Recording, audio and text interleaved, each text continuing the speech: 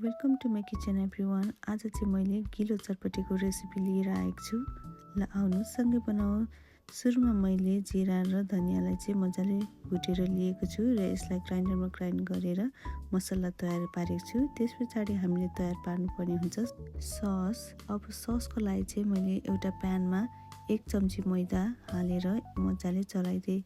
यसको चाहिँ कुनै पनि लम्प्सहरू बस्नु हुँदैन।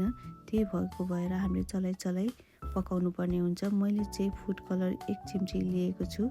यसलाई चाहिँ मजाले चलाइ पकाउनु पर्ने हुन्छ र सस चाहिँ यतिको भइसकेपछि चाहिँ सस रेडी भइसक्यो। अब भने यता अरू सामग्रीहरू तयार पार्यो। चटपटी बनाउन नजान्ने त सायदै कमै हुनुहुन्छ होला। त्यही पनि हजुरहरू समक्ष मैले मेरो रेसिपी सेयर गर्न चाहे। हजुरहरूलाई कस्तो लाग्छ कमेन्टमा सेयर गर्न नबिर्सिनु होला है त साथीहरू। चटपटी चाहिँ अमिलो पिरो टक्क परेको साह्रै नै मिठो हुन्छ। ल अब सुरु गरौँ।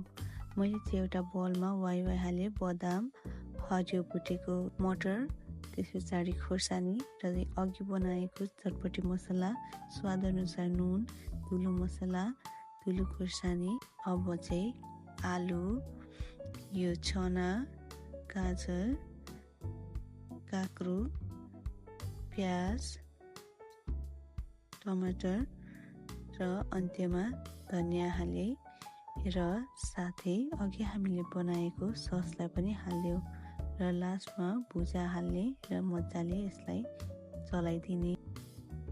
अब चाहिँ हाम्रो चटपटी रेडी भइसकेको छ। अन्तिममा कागतीको रस हालेर यसलाई मिक्स गरिदिने। ल अब हाम्रो गिलो चटपटी रेडी भयो। Thank you for watching.